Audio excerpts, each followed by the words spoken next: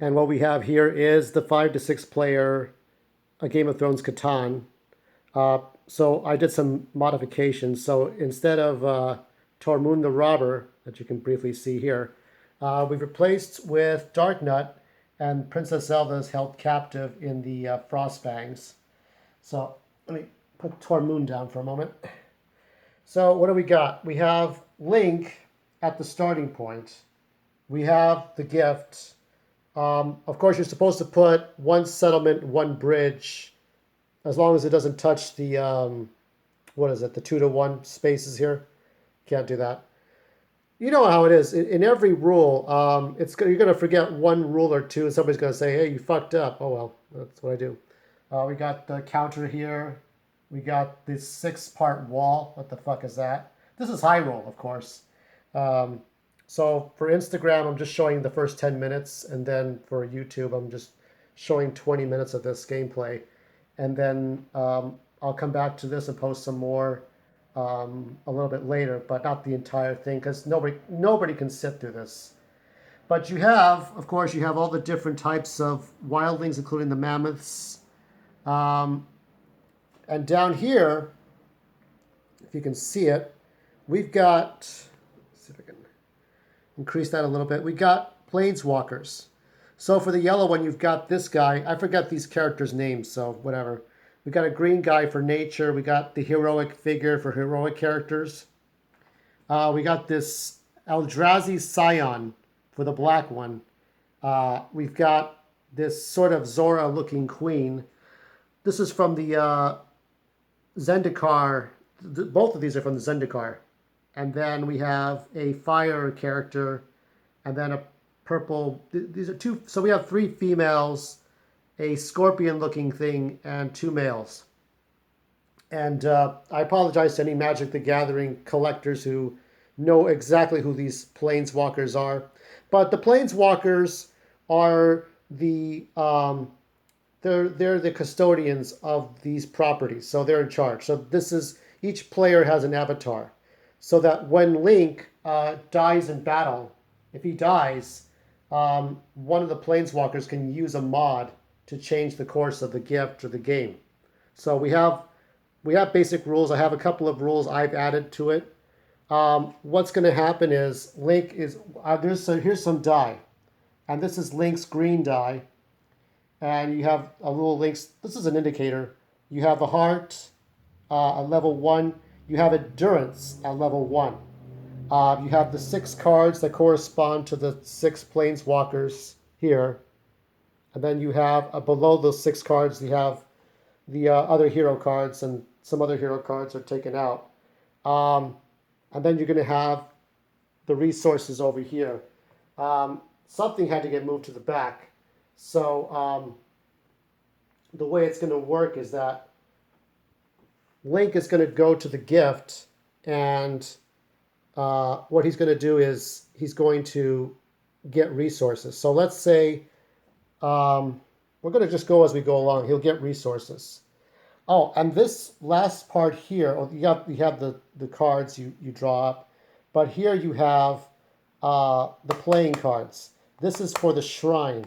If Link rolls a 1, you go into an underground dungeon that can go kind of over the gift a bit, but the idea is that you get a hearts or a diamonds to end the dungeon, kind of like the shrines in Breath of the Wild.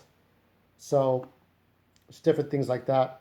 So you have these special cards you use to purchase. You have the resources over there. So I'm going to attempt to roll now. So it'll be the yellow guy's turn, whoever he is. You know who he is. I don't remember. You know, I have these board games from Magic the Gathering, Planeswalkers, the Heroescape stuff, and I can't remember who he is. I just can't remember. So we're going to roll on the yellow character's turn.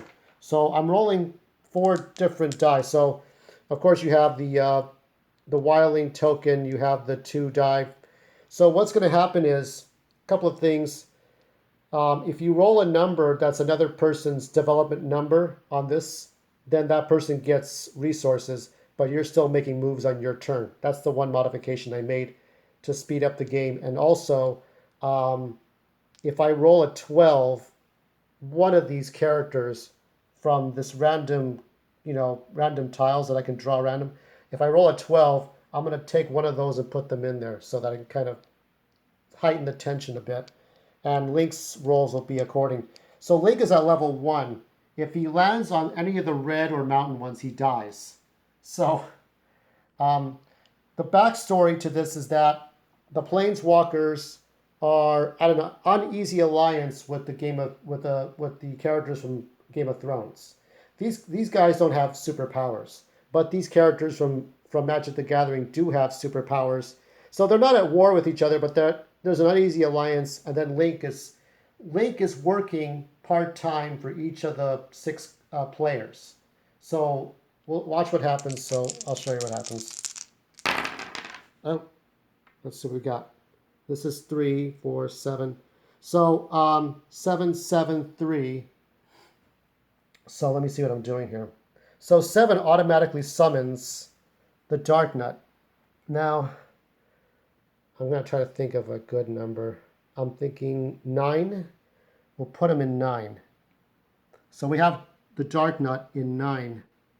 And he's gonna just take over, so you can't get anything from those at all.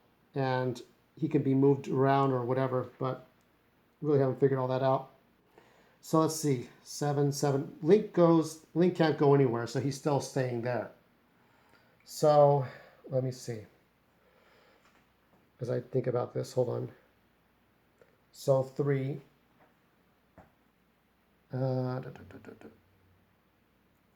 Let's see, wait a minute. Okay, so I do believe that nothing happens unless I roll a 12, which allows some of these characters. So none of them have to move anywhere.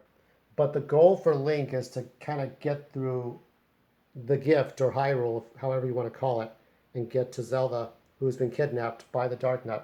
I didn't put Ganon because I have Ganon as, well, the Ganon figure I have is way too big to fit on this board. And I have him for a different kind of game anyway. That ends the yellow character's turn. I'm going to go to the green character and see what happens. Oh, actually, before I do that, let me see the cards here, because let's see. It says on your turn, when you buy a development card, yeah, we're going to ignore that, so I'm going to flip it over.